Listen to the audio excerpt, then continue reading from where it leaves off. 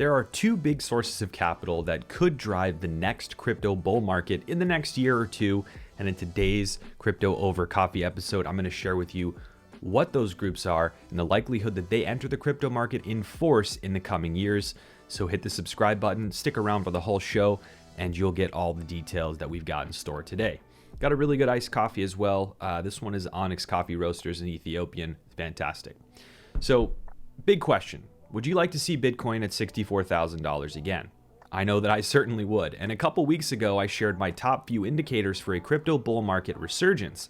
But today, I'm going to share with you two specific investor groups who could easily drive the market back to all-time highs if they deploy their capital with force into crypto. The first of those two groups is one with lots of capital to deploy, and they've been largely out of the market for a while now, and that is Chinese investors, both retail and institutional. As you probably know, China has banned cryptocurrency and pretty much all access to investing in it since 2021, give or take. Of course, Chinese citizens have pretty clearly still been trading crypto through decentralized means since the ban, but the overall saturation and access to crypto in Chinese populations has been limited due to this ban.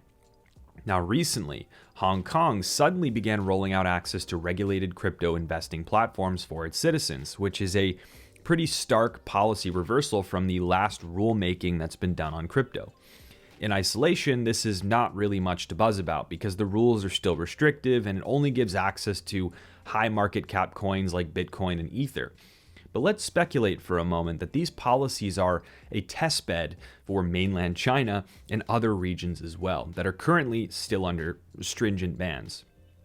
That would take an optimistic $4 to $6 billion inflow to crypto that we get from Hong Kong and bubble that up to hundreds of billions potentially if rules were to open up in China. Now, that's a lot of speculation, right? Because there's no legitimate confirmation that Hong Kong's recent policy is going to make its way to the broader China market, but it's something that would have a serious impact if it were to materialize.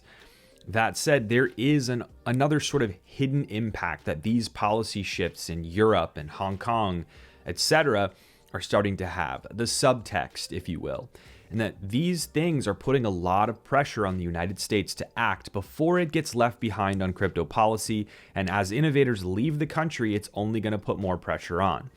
It's absolutely no secret that the US is the undisputed laggard with crypto regulatory clarity and policy. And big companies are leaving in spades to find more stable ground in Europe and Asia, particularly the latter. However, as the United States allies and rivals began making huge strides and are continuing to do so in this policymaking department, it puts more and more pressure on policymakers and regulators in the US to get their act in gear. And I say this only partially in jest, but out of spite, the US is unlikely to adopt policies that are more stringent and restrictive than that of its rivals such as China. But why does this even matter? It matters because regulatory clarity and sensible crypto rules in the US would unlock a tsunami of institutional investment that's not going to go anywhere near crypto right now due to the partisan regulatory murkiness that surrounds it.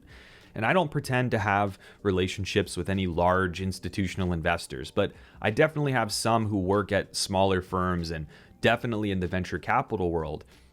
And these people are seeing a lot of reticence to invest in crypto outside of the tech-focused venture capital world, and even that is slowing down.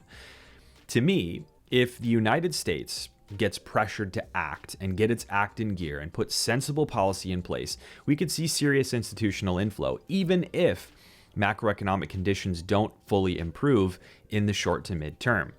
That's the case I'm looking at. If we see a reversal of crypto bans in China and institutional interest in the US, that could be enough to drive or at least start a new crypto bull market, which would of course also feature retail. So what do you think? Let me know in the comments what you ascribe the probability of all this happening to be. There's lots of speculation involved, as I said, but I'm curious to hear your opinion, and these are a couple things I'll be looking at, not saying they'll happen, but that if they do, it could be great. By the way, if you want to hear more about crypto news for the week, including the latest alpha and insights into my portfolio, you're going to find all of that and more in my Crypto Over Coffee newsletter, which is a free weekly update on all things crypto without all the hype and hyperbole that you find elsewhere. So you can sign up for that newsletter for free using the link in the description. And if you're on the YouTube show, in the pinned comment. Thank you for that, by the way. In other news, yesterday I began to get messages from people on Twitter and a couple other social media platforms like Instagram saying that their non-custodial wallets created using Atomic Wallet on both desktop and potentially mobile had been drained completely, with the exception, of course, to assets that were actively locked in stake. Then I saw the Atomic Wallet Twitter account, the creator of the relatively popular crypto wallet on mobile and desktop, confirming reports of wallets being drained. Not good. It appears that there's some sort of exploit in play here, either some malicious code in the code base or an actively exploited bug in the existing code that's allowing third parties to rip funds from the self-managed wallets of Atomic Wallet users. So little is known about this situation, and that makes it worse, because not too long ago, there were some security red flags raised by researchers that indicated concerns about Atomic Wallet security. I'll link that in the description if you want to see it. And now here we are. More warnings ignored, more funds lost, and not much to go on as to how or why this is happening. In an ideal world, of course, Atomic Wallet's maintainers will identify the issue, detail the exploit, and mitigate it, and then offer restitution for those affected. However, my confidence in this being the outcome is rather low because of the seemingly nonchalant response to this so far. The last update that I saw was simply from Atomic Wallet saying they're looking into it, they have security researchers on the job, but they don't have a definitive answer. Now, there are also some people who are now messaging me back and saying that some of their balances are back, but just not everything. So there may be a situation where some balances were shown erroneously as zero, but are in fact still intact. It's really hard to say right now, but I'm going to tell you this. It's going to be very important to watch this very closely, particularly if you're an Atomic Wallet user, because we really need to know what happened and what action folks can take. So I feel really terrible for those who have been affected by this, and I'll keep you posted as to what the heck is happening when we get some more clarity. Now, there's also definitely going to be some more controversy to come on this next topic in the future, so just you wait. But Tether, the ubiquitous USD stablecoin, has grown to its all-time high market cap during what has largely been a bear market, with, of course, some bullish spikes here and there, and that's pretty wild. But why has it grown so much? And that's because its competitors are being crushed by regulatory churn. Recently, the New York Department of Financial Services established a cap control on the issuance of new BUSD, Binance's USD stablecoin, which ended up breaking confidence in the coin, which drew its market cap down from $23 billion to $5 billion. And a lot of that went into Tether. The other big competitor to Tether, USDC, offered by Circle, has had its own issues with regulatory uncertainty in the US, making people reluctant to use the coin due to fears of centralization. Through all this strife for its competitors, Tether USDT has grown rapidly and doesn't seem to be on track to slow growth soon. That's a real concern to me, because I don't know about you, but Tether is the epitome of opaque, sketchy question marks, in my opinion. I'm not saying definitively that there is an issue behind the scenes, but the fact that I don't know for sure and I have questions is pretty scary when a huge proportion of the crypto market is propped and reliant on the liquidity that USDT provides.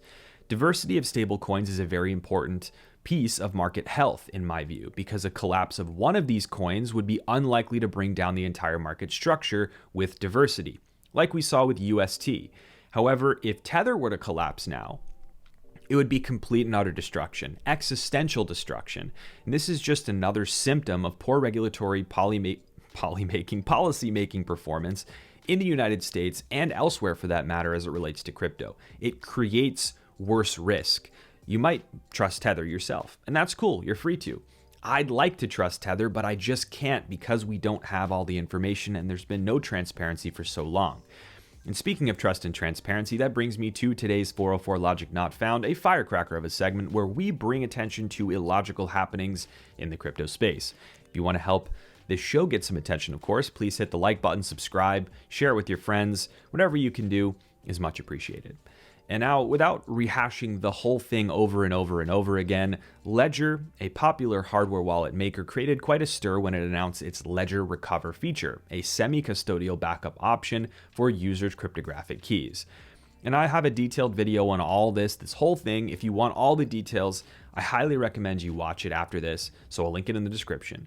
But in all this back and forth about this feature, people learned a really valuable lesson about the realities of crypto wallets today. You have to trust the manufacturer of the wallet and the developer of the software and firmware. These wallets are not trustless.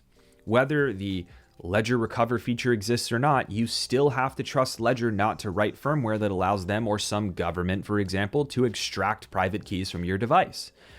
Open source software, of course, will help this in a lot of ways because you can independently verify what's going on, but it doesn't totally resolve the trust problem. The illogical part of this whole thing is that people didn't already understand this fact, and it concerns me deeply how many people were just giving blind trust to one or more hardware wallet companies, or mobile wallet companies for that matter, before this whole drama cast the reality into light. Mobile and desktop wallets are even more susceptible to this trust problem because there are fewer hardware-based hurdles to place in front of people to prevent your private key or seed phrase from being compromised and your funds being lost. But I've said it before and I'll say it again. The immaturity of wallet technology is what is keeping crypto in the Bronze Age, far, far away from mass adoption. We're at this uncomfortable chasm where people not only have to make user experience compromises to use crypto wallets, but they are doing so without any knowledge of the fundamental risks and trust assumptions they're making in using these wallets. And that is not good. And it may sound harsh to throw a 404 logic not found at the average Joe for not understanding cryptography or security best practices, but if we are going to be our own banks, then those things are implicit to the responsibility of holding one's own assets, right? It's a huge responsibility, and it's only attainable for the average person when we see the technology, user behavior, and social infrastructure in lockstep to make it easy enough and accessible enough to become a natural part of everyday life, to take these things seriously and do things in a secure way without it being too complicated. And that's going to take a long time to materialize. But anyway, this is all food for thought, something to, I guess, chew on for the week ahead and think about. But if you want the bottom line details on the whole fiasco that led to this reality check on crypto hardware wallets, of course, because of Ledger Recover, watch the video linked in the description or on the screen if you're watching the good old YouTube, and you'll find my explainer on that topic. I'm pretty proud of it, so I think it's worth the watch. Thank you so much for listening to the show today. Have a great rest of the day, and I'll catch you on the next one. Cheers.